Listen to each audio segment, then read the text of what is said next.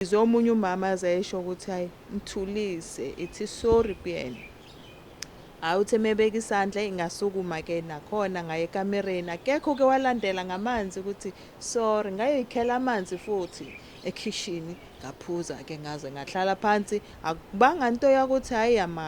kuyazilwa nakho kuhamakhandlela ini trust no azange kube khona isituation enjalo kodwa ngisuke ekhaya bangitshelile ukuthi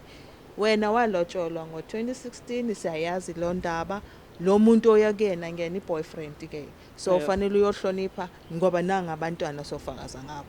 bakhona akukho umntana owamthola ngaphandle ekho istory nje nisathandana ke so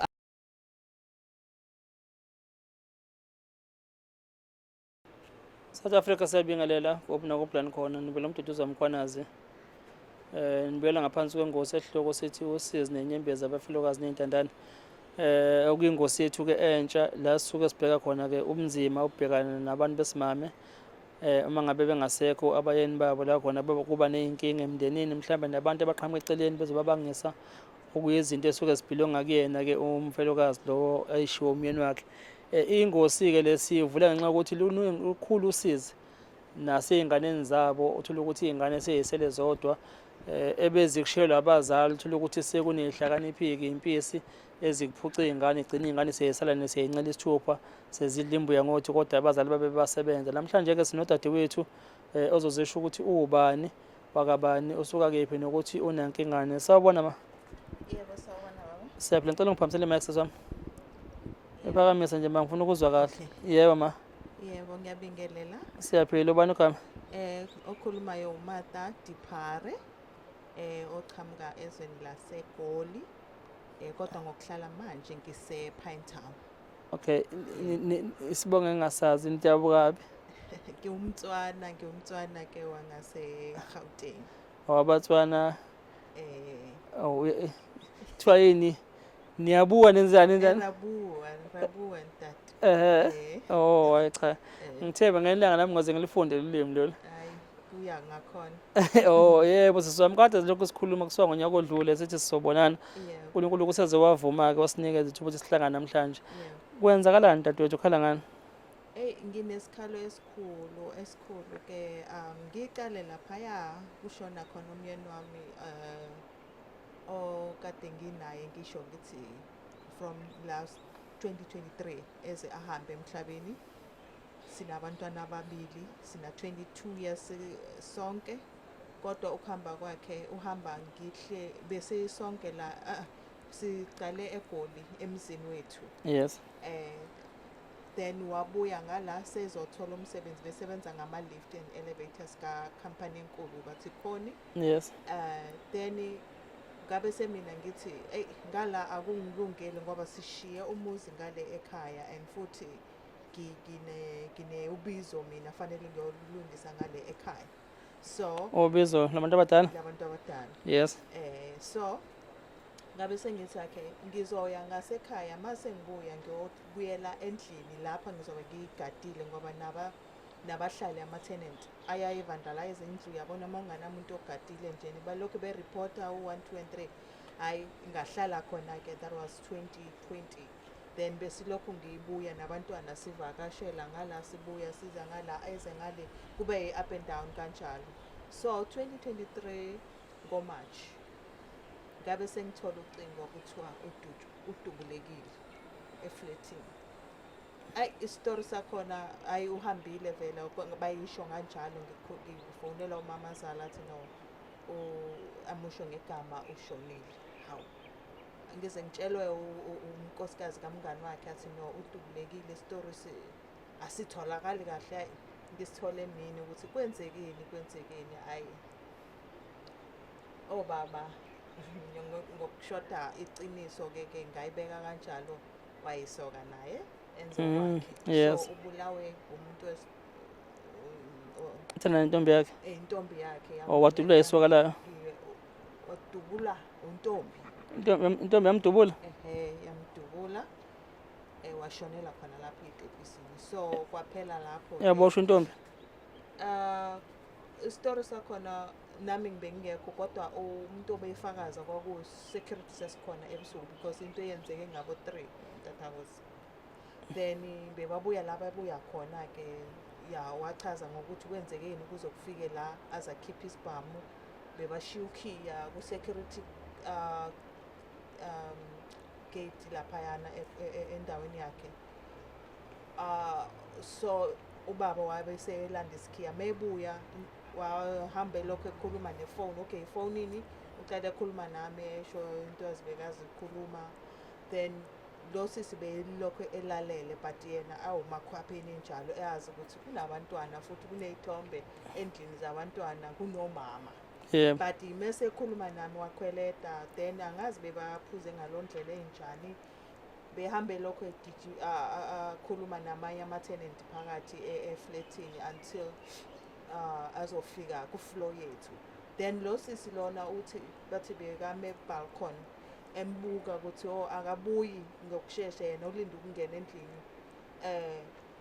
azolala but lo ulokhu ehamba egijimisana nabanye amantombazana ahleli lapha angazi kwakutheni-ke but nale ntombazana le bebuye entweni zayo ngabo-2 then-ke bama kulo floor, that was the second floor. Yes. Bama kulo floor kungathi bakhuluma nje loudly bayahleka. So lo uhleli lapha phezulu uyarekhoda yonke lento le. Isibhamu kwakuyisababo wabo lo baba bantwana Semthethweni. Yep. Yes. Yena beka ehamba ngaso nje mesebenza ngoba beyinokwenza ama-lift ebusuku bathi lift istakhile kanje so kufanele ayongena ukungena nje kuba ngase endaweni ethusayo. Yes. So bese mgade endaweni esinjalo. Then ke usiphethe-ke sithuthwe nezinto babuye nazo kumgrubo wabo lo iparty bebayenza i-opening ye-business yomngani wakhe. Then-ke sathuthwa babeka eminyango balinda ukhiye ukuthi bangene phakathi. Kula intombazane yasithatha yehla ngey'tebhisi yasikhulula la. Washona on the spot. Then-ke ngifonelwa kuthiwa hhayi akasekho. So inkinga ngifika nje ngibuya nabantwana. Okay, ngibuyile-ke umakoti-ke ofika emzini ngisho eNew German but ngokwemakhaya kule e-Eastern Cape eBizana kabogogo. Yes. And then kabomkhulu wabo kuseMpongweni Eastern Cape. Yes. Then mangifika-ke kuba khona nje yabona i-situation. Yes, yeah. Ngiyangena ngidonsa i-case ngingena ngedwa akukho umuntu ofikayo athi welcome, yes. Hey Simo, hayibo, abantwana nje bangena basikhomba nje sitting room bathi hlala la. Mangithi ngiyahlala ngihlala eduze nomama zala mpela. Hayi ngibone futhi angiboni amehlo ami were so blurry like bengaboni fokol. Abantu bahleli bame kahle ukuthi hayi ushoniwe ke bahloniphile bayacula. Mangifika nje bangikhomba lo sofa ngiyabona ukuthi ngihlala eduze nomunye umama but akusekho nje. Ningqondo bathi seyithi afafu. So mangithi ngiyahlala uthatha i-cushion udivide ngayo. Hayi nami ngathatha bengiphethe i-coat ngazifihla ubuso ayizadedeleka inyembezi-ke ngizwe omunye umama azesho ukuthi hayi mthulise ithi sorry kuyena. Awuthi mebeka isandla ingasukuma-ke nakhona ngaye ekamereni akekho-ke walandela ngamanzi ukuthi sorry ngayoyikhela amanzi futhi ekitchen ngaphuza-ke ngaze ngahlala phansi akubanga into yakuthi hayi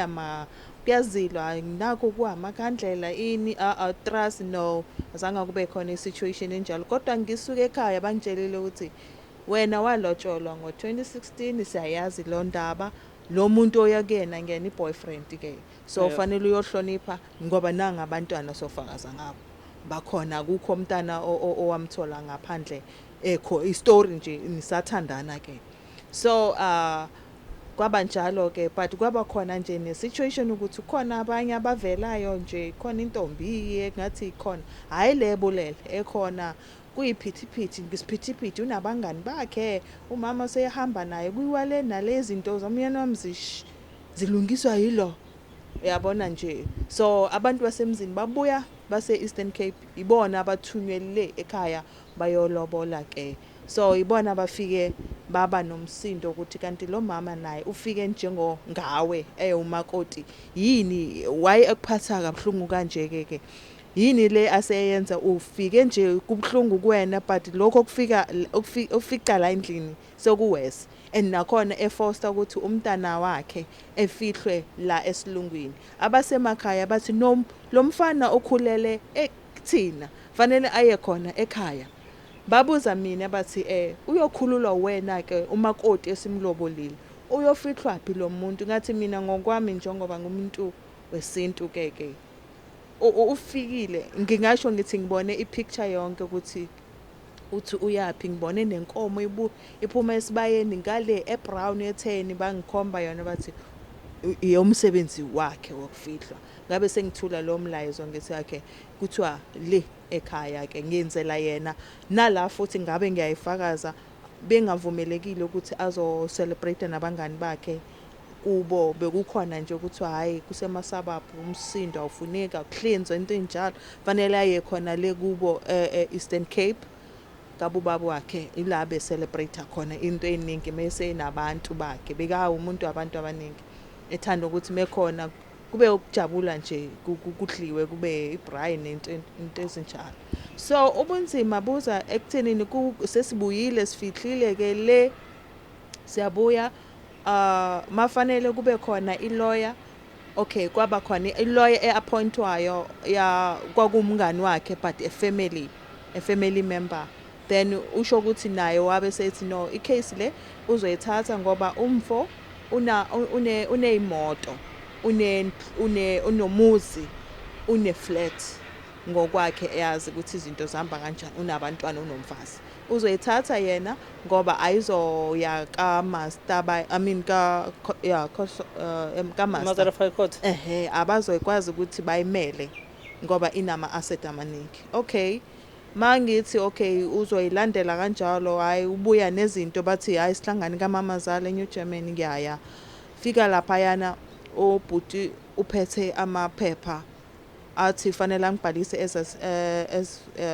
a wife asho uMamazala athi ngathi uyaphazama lapha ngazi ukuthi ukhuluma ngani ngoba angiyazi lonto ufuna ukuyibhala lapha hayi astope kube ne meeting number 2 abuye ubhuti athe spouse athi you understand ambuzo uMamazala uya understand igama le spouse lisho ukuthini lo muntu lo aka qualify ukuba yi spouse uyi lifetime angazi wathi uyi lifetime partner okay kodwa angibhalwa indawo ubhuti lona wathi no uzongithatha siye eMaritzburg so ubhalisa angazi bekathi wenze omuphi umzamo because uyangazi gcina sekathi no icase akasayibambi akasachubeki ngayo ngoba yabona ukuthi idonsa ngendlela angayizwa wayipha umngani wakhe oyicolleague azohamba achube ngayo ke so kwahamba isikhathi ungathi unyaka lapho ngabo November 2023 November ngabe sengithi hayi man kumile kuthula angazi ukuthi kwenzakalani since kuthiwa bazofika kumina bangibhalisele ukuthi okay anabantwana ubani ozoba executor ubani like into ezinjalo ukuthi icase ihambe iye phambili akuveli kwaba khona abobhuti abakade besebenza naye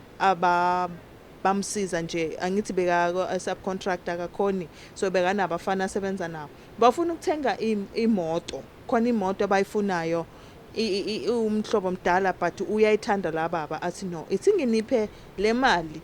nigijime ukuze izinto zakhe zikhululeke ungabe imoto zihlele elangeni zidliwa ilanga ivalue yazo izobe seyiphela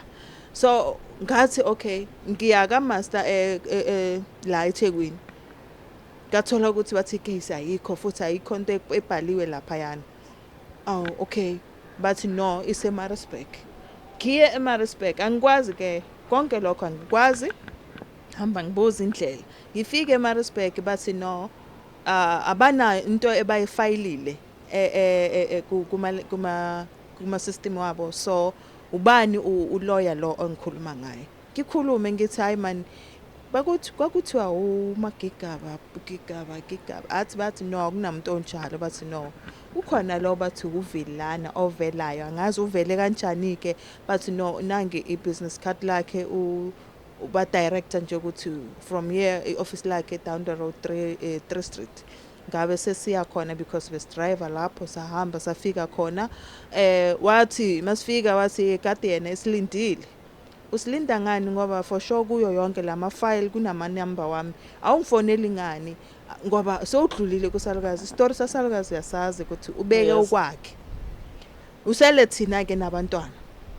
masifika lapha sithola ukuthi khona okunye kusayiniwe ukuthi hayi sibe khona kukhona no half brother walaba ona 30 ya uyayimela ngasho ukuthi ngokomthetho angakwazi ukuyikhulumela so laba akukhola ngathola nje ukuthi ifile ime ngenye indlela manje nezimoto babhalise 3 instead of 5 kwathiwa phatha engi Amarok ibhaliswe ngoba komkhulu wabo yaba istory nje ngasi-understand kodwa ngiyazi ukuthi kwamanje ngisele ngezimoto zo4 okay ngicela ukubuza lokho yeah master bakunikeza i-business card i-business card sethu ukuthi baze bathole ukuthi ngifuna babuze isibongo ukuthi okay ufuna icase leyo yakabani ngasho ukuthi yakasibani bathi no ikhona ebayi captureile but inama kukhona into eyishodayo khona umntana ofanele alethe i-ID but leyo nto ivela ukuthi iphethwe umuntu bathi uvilana okay then bathola ukuthi umuntu ofika lapha e-court njalo kukhona i-business card alishile angazi bawashiya ama-lawyer or kanjani but ngithole khona it's surprising ukuthi bazashiya i-business card le enazo phela kufuna njoba yaney'nto zenu akanazo ney'number zenu because uma bezikhona so why yaze yawushiya i-business card kamaster kunokuthi instead of phoning you angazi nakhona bese kuyisukume mina ngithi ithi ngiyobona ukuthi kwenzakalani ngoba angiqondi ngilokhu ngifonela ukuthi eziphi imoto efuna ukuyidayisa eziphi nifuna ukuthi zisale what if ubozanga uye kamaster leyo business card shothi ezogcina uma ukuthi ngabe iyangithusa le nto ngithi enye into engicabanga ukuthi hayi akuhambi kahle yabo because kumele akwazi ukuyoshaya nama-business card but-ke aze ngani ukuthi nizofika khona okay to fast forward imetha nema umfelokazi yebo ulotsholiwe yebo uney'ngane nomkhwana wakho yebo njengamanje iy'nto zikamyeni wakho awuyitholi lutho akabi nento eyi-1 ekhululekayo sekuphela iminyaka emingaki ngoMarch sokuthi 2 years full ubani okulwisayo mamezala nomlusoba ngathi ulusoba washo yena ngokwakhe ukuthi angena umakoti so akunalutho engizolibenefita entweni zomyeni wami lezi y'ngane kade zikhula bezingayeni ekhaya uyazazi bazenzele nembeleko emakhaya ukuthi wayikhona iy'ngane zakhona ngithi zizalwa ayimilanga futhi esihlahleni zatholwa wena ngithi yebo nawe ubukuhamba uye khona ekhaya bengiya bakumukele njengomakoti yebo namhlanje awusayena umakoti futhi washo nje ephethwe i-corona wathi cha sefanele nje kubonakala ukucace nje umuntu ayoqedela lokho kuseleke ke kubonakale ngimbathiswe ke insika mina insika yona leyo yesixhosa ngihle seshonile but kwakuyinto yena aziyo phatha bathi bembuza abasemzini ukuthi kanti le list bebuya eGauteng bathi iza ngala ukuze niqedele bekweyana athi yena bekazi ukuthi bebayohlawula izingane bathi ingane ke yaba ilist yabe ke yaba nezibizo yini wabese ephela umlomo nje vala umlomo angazi kwakuthi uphendula kanjani but bakhona bawuthu abantu abadala bebaye ekhaya bayolobola ke okay nokuzila bangizilisile ngazila 3 months okay njengamanje ke ukhala ngama-asset omntwana omyeni wakho yebo ama-asset ukuthi kulimala kakhulu ingane ama-asset ngingawasho ukuthi kwakuyini ne-flat lelo engithi sihleli kulona ngihleli ke angazi ngimincile ngoba angazi ukuthi liwela njengoba kunomsindo kuthiwa yena uzolithatha umamazala ngoba lathengwa uyena, usho kanjalo uthi lathengwa uyena elithengela abantwana. Mina ngangikhumbula nje ngihleli naye the whole year of 2014 sisuke eGoli siza ngala, ngahlala la eNew German for the whole year ngihleli. Athi okay saphuma ke siphuma siyofuna iflat ePinetown. Wabuya ke yena wathi lelo flat ufuna libe paid up because akafuna ingane zisokole. Asho myena wami athi no, uyamazi uma unjani, uyayifuna lo mali. Wadayisa imoto, bekane imoto enye bathi Jaguar. Wayidayisa lo moto, ngangazi ukuthi ukukhokheleka isikole seflat. But ngokwakhe ngathi mina ngiyobonga kuye uma washo kumina wathi ya akafuna ingane zisokole, kodwa uyazi ukuthi umntanakhe akakwazi ukubonga. Ngithi ayithi ngimbongele ngoba ngiyamazi nami ukuthi uyithulele, but ngiyabonga ngoba ingane lezo nami ezami, ngiyabonga.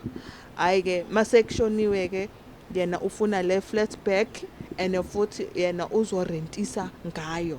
Hayi ngabona ukuthi hayi cha, ngisuka eGoli istory senzeka kulendlu yaseGoli yadayiswa ngendlela engayazi. Ngiphume ngithi mina ngiyemncwabeni, mangibuya okay sekuyindlo ese-occupiwe abantu bathi seyidayisekile already. Ngikhuluma ngendlu enkulu enamagama futhi abantwana bebathe bayedayisa okay kulo deal yabo babayenza underground. Myeni wami angazi naye beka sedonswa umama ngekhala ukuthi kanjani but yena wayendlebelile ukuthi uzothi 2024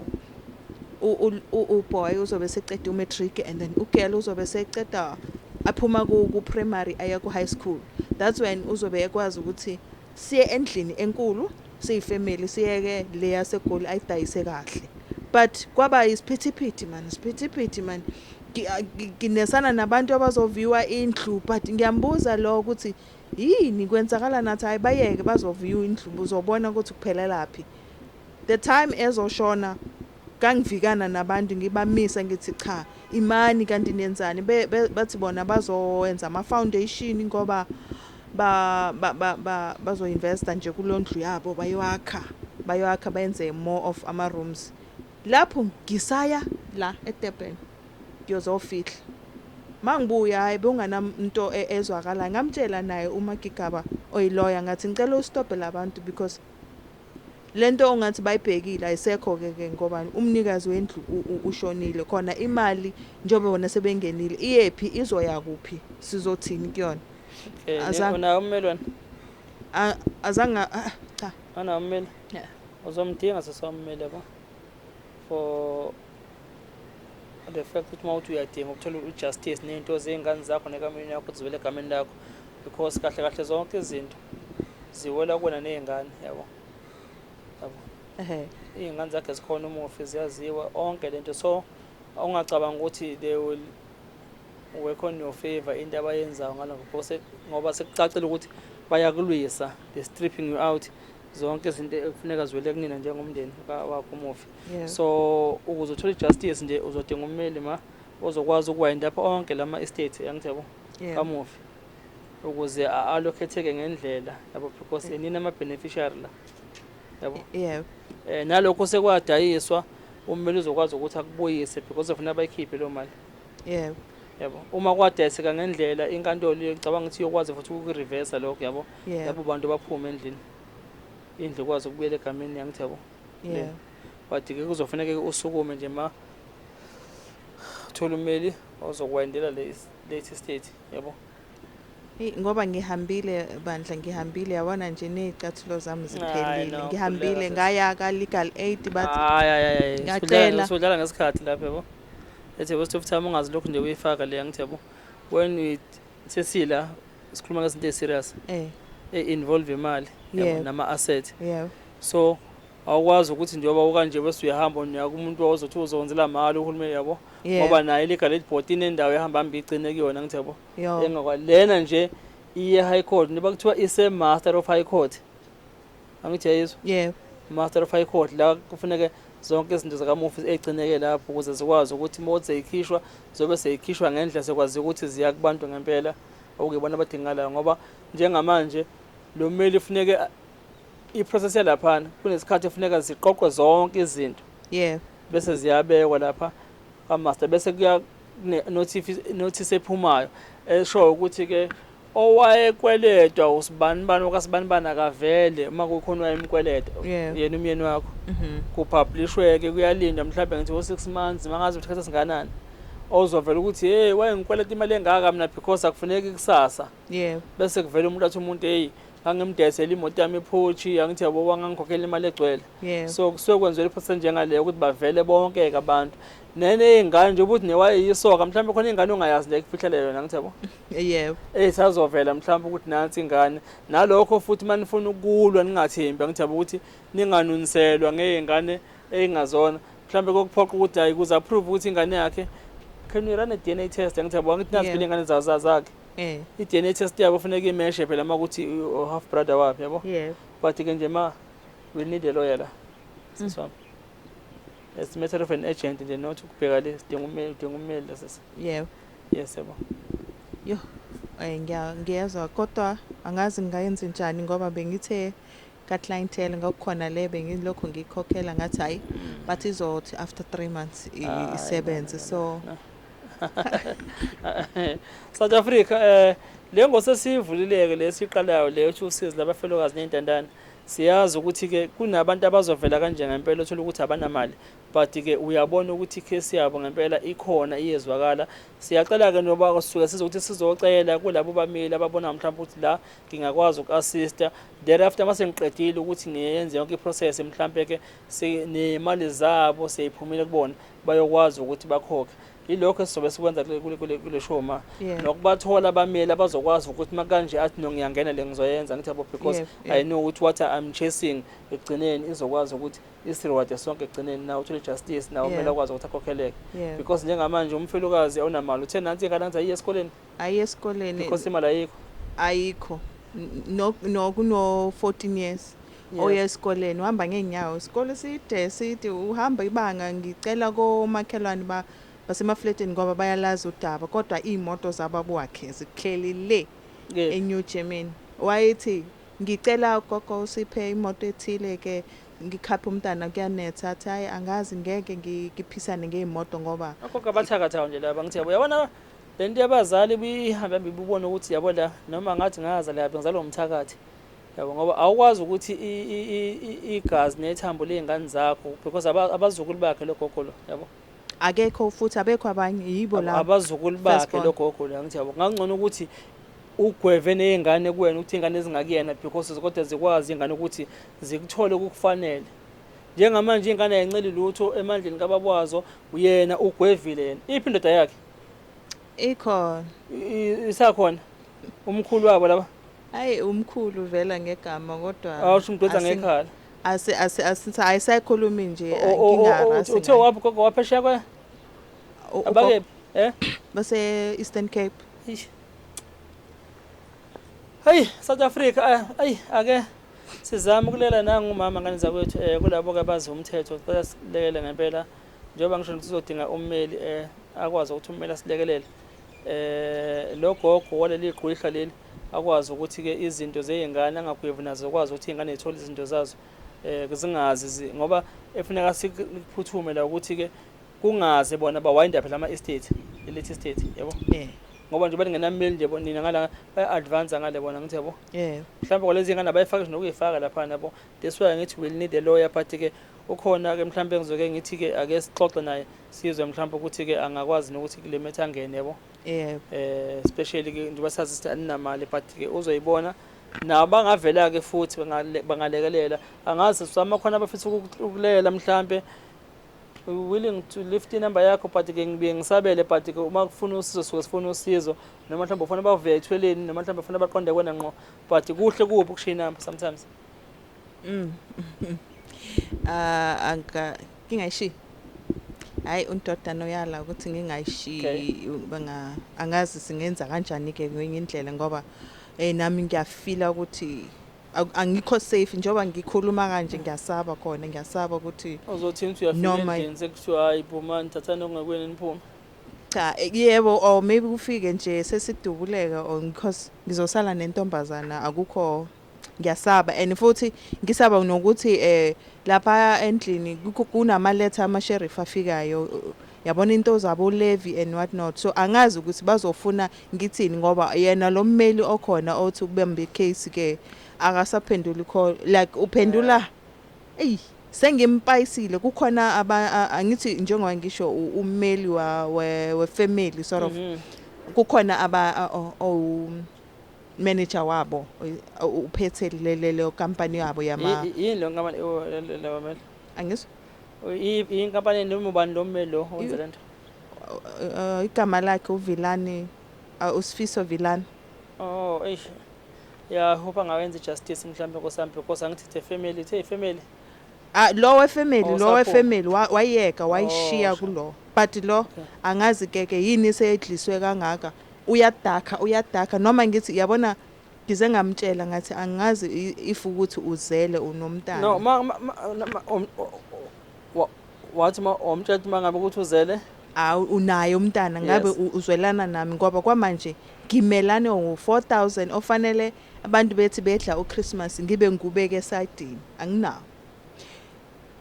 Ngiseva imilomo u2 omunye ule omunye ula ngeke ngikwazi. And futhi lo oya ku high school ufuna i-uniform from ikole zase Pinetown nje ziyabiza, i-uniform ephelele from isicathulo fika ekhanda eshintsha yonke lento lena ngizoyithatha phi. And bangibekela isikhathi ukuthi bazoviwa nesikole bafake ne-PE, angikhulumi nge-uniform yohafu nje, bafuna ne-PE le bengithi ngiyayidotsha fanele azoviwa isikolo ngayo before isikolo sivula and ngizoconfirma nokuthi isikhala sakhe ngo-4,000 ngiyabeka nje ukuthi ngisave leso sikhala. Unayo abafowabo umyeni wakho? Ukripple umfowabo and then the last born ushonile. Na mhlawumbe ngabe mhlawumbe ugogo mhlawumbe lo ukuthi ungenwe ke mhlawumbe lo phila. Uyakwazi ungena? Ungenwa kanjani? I don't know what you call ngiyabo. Ungena lokho ukuthi if imyeni wakho edlule emhlabeni mhlambe ibrother yakhe take over my responsibility yesebo. Hayi cha ngiyakuzwa ke lokho kodwa bengeke kulunge. Kodwa nje azange ngibeke abe nothando nje. Ngiyasho nje ukuthi yabo kunezinto njengalezo ngithabo especially kuthina ama-African ngithabo abantu abaperforma lelo siko njengalolo ukuthi noma kushona ukuze zingaphumi izinto ngaphandle unkosikazi akahlale la ekhaya akwazi ukuthi angene mhlawumbe omunye wala ekhaya mhlawumbe yabo basuke benzele ukuthi babambe izinto ngaphandle because bayakubona usamusha usamncane mhlawumbe usangabela kini le qhamuka omunye umntwana akuthatha ngithabo yabona manje usuhambe mhlawumbe nemali yakhe basuke bevimba izinto enjengaleza abanye ukuthi hey but uyalazi usizi and asinabo ubudlelwane ngendlela ukuthi asikhulumi kahle, asikhulume anyway noma nginenkinga ngivele ngiyibambe ngithi hayi kuyobonakala njoba ngithi uyahamba lo ngiyabhatanisa impela nje ukuthi ahambe and then la yakhona uhleli no cousin bababo wakhe abasuka ngale nabo but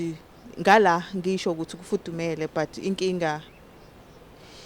umuntu oyedwa keke. Uma kwenza umsebenzi ekhaya lapho kubaba wakhe nisaya ba-invite? Bayasinvite but ngoba sasijwayele ukuhamba ngemoto indlela zangale zi-wrong. Ngamatekisi manje? Zihamba ngamatekisi. Umntana last year wayenzelwa umsebenzi wokuya eSothweni. Kwakufuneka imali kimina. Ngangithi nje ngizolekelelwa uyena. Bekuseseduze nje nokuthi yabona umuntu ehamba esibhedlela osika lento esika esibhedlela. Uyile nobaba wakhe kodwa kwathi wayenza okwamasiko ngale manje ngithi bokufuneka imali kuwena ezingekho kodwa ibona bathi akaye bangilekelela bakabo mkhulu wakhe then mina nami befanele ngifike ne present ngicwalisa ukudla ngingafiki nje ngilengisa izandla ngithi ngoba lo muntu belekelela ngisho ngithi amadoda omkhulu omalume bangale so wayithulela wathula qwaka kanti naye umkhulu ongidlebisile uthe indaba eso umntana mesehambile lapho akutshelwa abantu abaningi nami ngathula ngathi hayi angiyazi ukuthi fanele ngitshele bani sho ukuthi lo bazomtshela ke ngokuthi badala bobabili then uyazile indaba ukuthi umntana umzukulu le wathula sahamba ngamatekisi nosisi wakhe sahamba kanti indlela ngale impi sithwele into eziningi but basihlangabeza sibuya sasihambe ngenye van nje sihamba sididizela endleleni loku province of cutting age yebo sibuya siza la but ngangabi nenkinga futhi ngikwakhulumeka ukuthi hayi bathi mina ngiphendula ifoni futhi bebangacabangile ukuthi ngizofika ngithi kanjani nguma wengane usho ukuthi sebe hayi ukhulume kakhulu ke ngami ukuthi hayi lo ningamcabangi ukuthi usazobuya isekho lento ukuthi umakoti la ekhaya so ngathi hayi no ngizomlaya okukhona nje ngizoya makukhona imicimbi ngiyaya ngempela okay no umakoti wesiphikelile South Africa siyabonga naloku usizile kamakoti niyaluzwa ke umfelokazi lo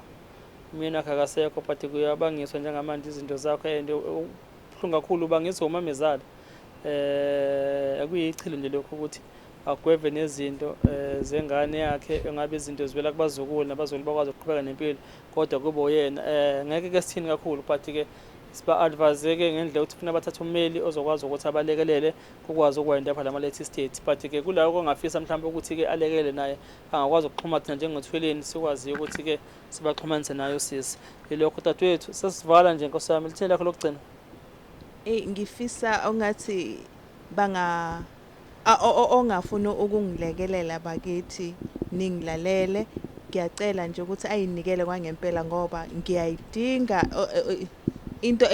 ewusizi kwabantwana Nkosi yami basakhala namanje ukuthi beba so close nobaba wabo abakwazi nokuthi bakhombe into ebashiyele yona okay sihlele eflatini kade ehlala nayo ehlala kuyo but kukhona imoto yabona umfana ufuna leyo moto kukhona imoto ngiyayikhuluma imoto A5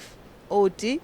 Land Rover Range Rover uyasho ukuthi mama ngasala le moto kwasala nale ngoba sezwile kuthiwa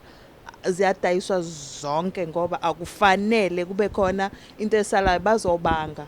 kithi mangabe kukhona mina ngingenile ningibhalisile bekuzoba khona esalayo ngegama lami ukuthi izoba bazoyikhomba noma singayidayisa amakhamba isikhathi but at least bazoyibona ukuthi isasikhumbuza kube buhlungu kubo kakhulu entweni eziningi abakwazanga kukhona nesibhamu esabambekile angazi ukuthi ngithini mina sengikhathele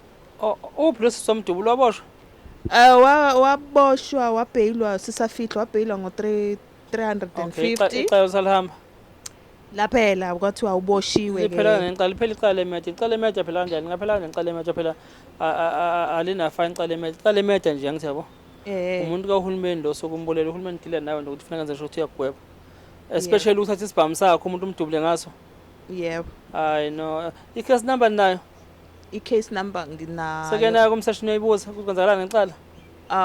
yes bangitshele bathi bengilihamba kwabuhlungu ngoba bengingedwa nje lapho kunganamuntu naye lo gweve naye kayeka kuya but ngayobuza ke kuma admin lapha Clerk admin ukuthi lihamba kanjani bangitshela ukuthi okay bayashushisa basho kanjalo bayashushisa so wakho lo security lobe esebenza lapha yana washo ukuthi ayiliphelile uvumile ukuthi uyena odubulile ke so usho ukuthi bayomgweba okay no siyabonga sisi no ilokho nisami sizokuzama ukuxhumanisa ke nabameli abazokwazi ukuthi bakulekelele South Africa nawe ke makuthi ke unomahlalisane wakho niyazi ukuthi usathe uthumele kwathiwa baba nawe dadwethu sebevela abantu kini bazothi bazongqongqoza ukuthi bacela ukubika mhlambe kwakhona okukhishwayo qinisekisana ukuthi ngempela zikhona izinto ezibhalwe phansi nofakazi ngoba elokufa silazi lifika nini nawe uzoyigcina nawe ususele ngaphandle kanje imini yakho umuthi akasekho nawe usunenkinga sebekuphuca ukuthi asikwazi uyena umakoti la ekhaya kanti umthetho uyakwazi ukuthi ukuvune ukwazi ukuthi ulweleke izinto zakho zikwazi ngempela ukuthi zibuye zize ngakuwena ngoba esikhathini samanje bathi yakhela ngamaqhubenye ungakubona umndeni wathi uyakuthanda uma ungasekho kusasa ninye kanzi yakho abazazi nokuthi ziyini bafuna lokho kodwa ukusebenzela sukumani nje ngempela nilungise kusakhanya ukuze bonke ubufakazi bube khona ukuthi ngempela labe bethandana sebehlele iminyaka engaka inkantolo lezokwenza ijustice uma kukhona bonke ubufakazi obukhona nathi siyokwazi ukuthi sikumeleke nathi ukulekelela South Africa siyabonga. Nisale kahle emakhaya. Siyanithanda.